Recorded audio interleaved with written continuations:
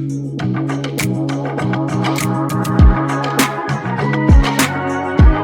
everyone, and welcome. Today, we are diving into some of the tiniest words in the English language, but words that make a huge difference. Articles. You know the ones, a, an, and the. They seem so simple, right? But getting them right is one of the biggest keys to sounding truly natural and fluent. So, let's start with a classic. What's really going on when we say a dog versus the dog? It seems like a small detail, but it's one of those little grammar mysteries that can trip up just about anyone. But don't you worry, we're going to solve it together, step by step. So, here's our game plan. Think of this as our roadmap. We're going to start our article adventure, meet all the key players, a, an, and the, and even look at when you use no article. Then we'll tackle some advanced challenges before finishing up with a super handy cheat sheet. We are going from grammar mystery to grammar mastery. So you might be thinking, why all the fuss over these little words? Well, here's why. Choosing the right one adds this amazing layer of precision and clarity to your speaking. It's the secret sauce that makes your English sound polished and helps you communicate exactly what you mean. All right, let's dive right in, starting with the first two characters in our story, the indefinite articles, a and an. These are your go-to words whenever you're introducing something new into a conversation for the very first time. The key word here is indefinite. It really just means not specific. So you'll use a or an when you're talking about a single thing, but in a general way. You're pointing to one out of many possible options, not a particular single one. Now, the rule for choosing between a and an seems simple, but there's a really important catch. It is all about the sound the next word starts with, not the letter. So we say a book because of the B sound, but we say an hour because that H is totally silent. The word starts with a vowel sound. Same thing with a university. It sounds like it starts with a y, which is a consonant sound. Sneaky, right?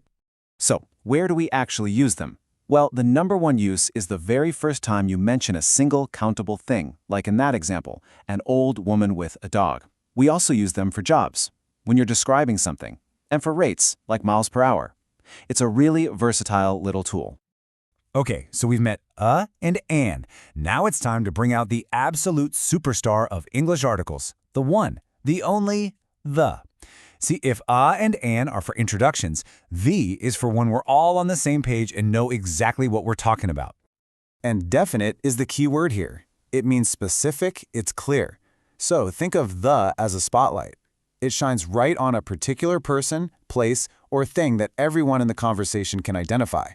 It's not just anyone, it's the one.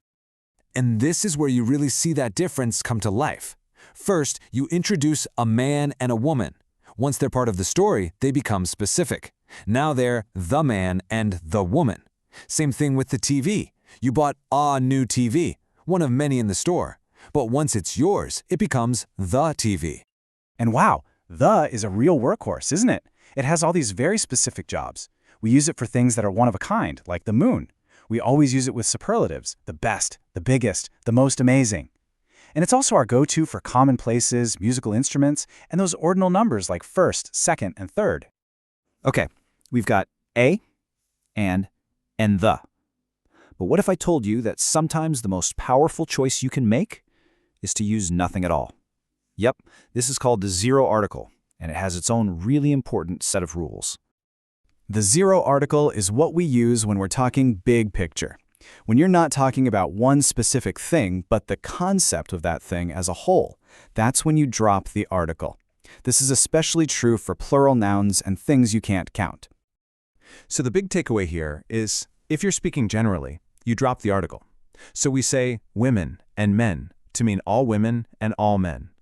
We also use no article for meals, like dinner, languages, most illnesses, and for specific times, like days of the week.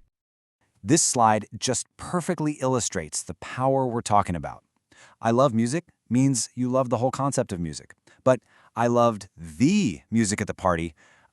Now you're talking about the specific songs you heard there. Same with children in general versus the children in that one family. See how the just zooms in and gets specific?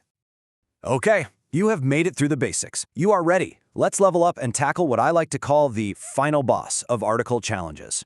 These are some of the trickier situations and exceptions, but we're going to make them crystal clear. Ah, yes. This one gets everyone.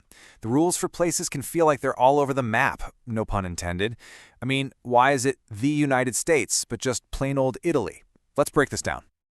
Now this looks like a lot, but there are patterns, I promise. We tend to use the for big groups of things like oceans, mountain ranges, and deserts. And here's a great rule of thumb. Names that are plural or have words like United or Kingdom in them usually take the, like the Rockies or the USA. But single individual places like one lake, one city, or most countries usually don't take any article. Oh, this one is so subtle, but it's a complete game changer. That one little letter A flips the entire meaning of the sentence. A few and a little have a positive vibe. They mean you have some. But if you take away the A, few and little suddenly become negative. They mean you have almost none or way less than you'd like. All right, let's round this out with a few more quick pro-level tips. We use the with an adjective to talk about a whole group of people, like the elderly or the rich. We also use it to talk about an entire family, like the Robinsons. And definitely keep an eye out for those tricky exceptions with sicknesses and time expressions. Phew, we have been through a lot. So now let's pull everything together into one simple go-to tool that you can use anytime you're feeling stuck. This is your personal grammar cheat sheet.